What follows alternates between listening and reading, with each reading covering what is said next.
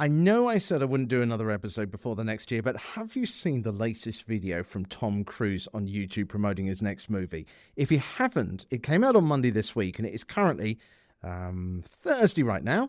So looking at, 3 days later, and the video has 3.1 million views.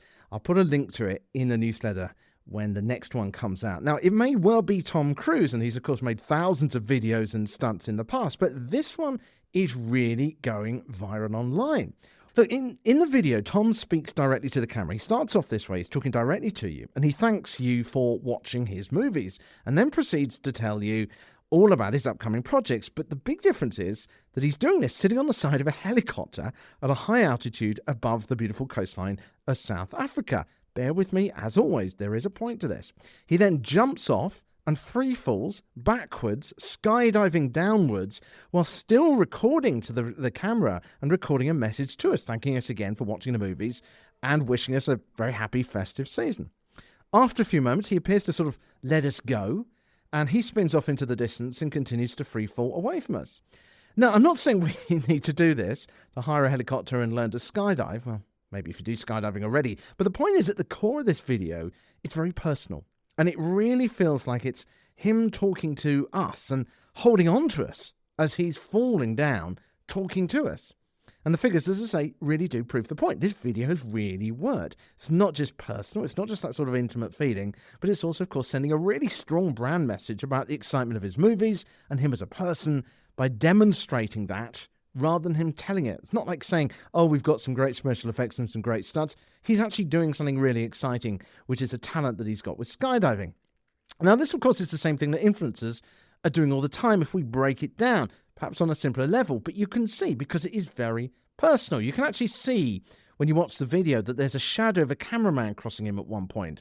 But it still feels like, because the camera's in so close, it feels like Tom is holding the camera, is holding on to you as you're falling down in free fall with him. It feels like it's him and you, and he's talking to you personally. It's just the two of you there. Now, as I say, this is obviously something that influencers have learned, because they too rely on this feeling of bringing you into their personal space rather than having a camera across the room doing an interview. And the reason they do this is because it obviously builds that emotional connection. It feels like you're giving something away of yourself to the audience. And this, of course, is something that many companies still completely fail to do, as they focus on these sort of corporate-style videos, preaching about brand message and using language that no one would ever use, and show how disconnected they actually are. So how can we, and how can our organizations, develop this same sort of connection as Tom Cruise and other influencers if we don't skydive? Well, ask yourself, what hobbies do you have? I mean, I've had a few in my life. I'm sure you have too. Do you paint? Could you be painting as you say something about your organization? Do you ride horses? Do you drive sports cars? Are you a footballer, a tennis player, chess player? Or maybe something less active? Do you simply love to comment on the same current popular TV shows as your target market? All of these provide a backdrop which shows us as humans as having a life outside of what we normally do. There was an influencer who once told me, and in fact, actually, this is something I heard from a TV producer as well, is that people want to see that you've just come out of the meeting, or you've just come out of the conference center, or the thing you want to talk about. It's that personal, in-the-moment recording that feels less rehearsed. It feels less designed and more raw, and so it feels less faked, as you appear to have not had time to prepare and be clever about it.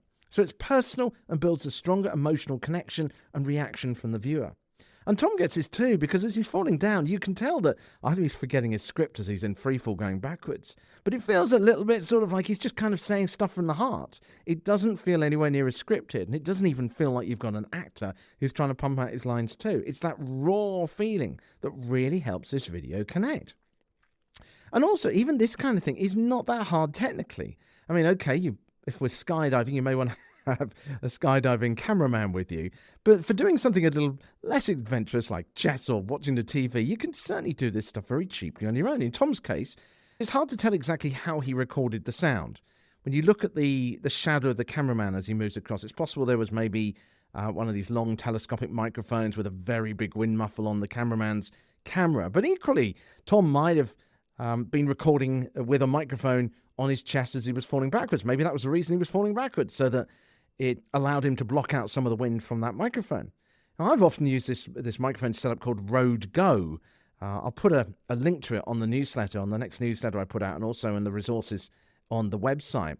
And that particular unit is something like $200. And you can use it over and over again for this kind of thing. You can just literally clip these things under your shirt if you want to.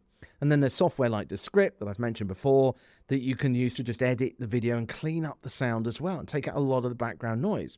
I've put details of both of those actually in the newsletter or the next newsletter that I'll be sending out. I think, as I mentioned before, many years ago when I started journalism, I was doing a piece from a rally car day.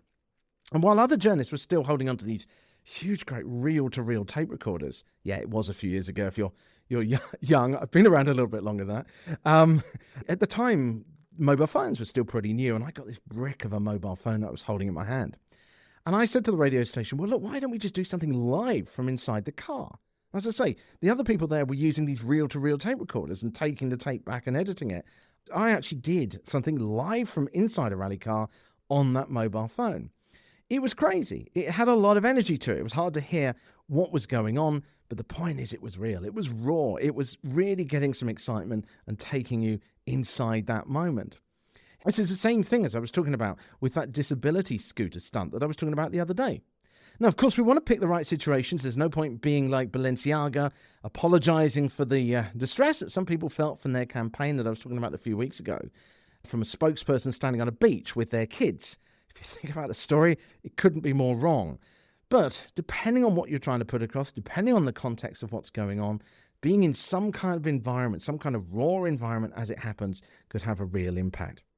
It's all about revealing a part of you that is what works here. It's a technique you use in journalism a lot as well when people won't open up. So you offer something of yourself to get other people to offer a lot about themselves. When you open up, they open up, and they start to like you more.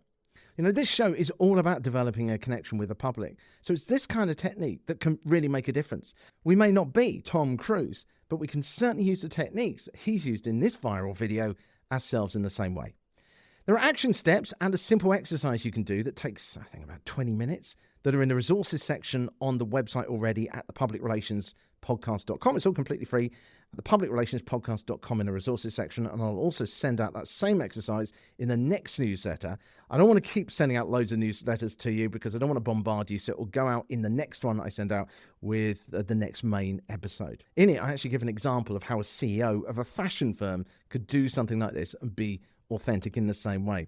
Right, I need to stop recording these episodes and go and buy a turkey for Christmas. Whatever you're up to over the festive season again, have an awesome time. Oh, and as usual, everything, including all the links to share with people, are on that URL of thepublicrelationspodcast.com. And feel free to reach out to me anytime on LinkedIn. You'll find me under Richard Midson. That's Midson. Midson. I must go to the shops and get set up for Christmas. Speak to you soon. Bye.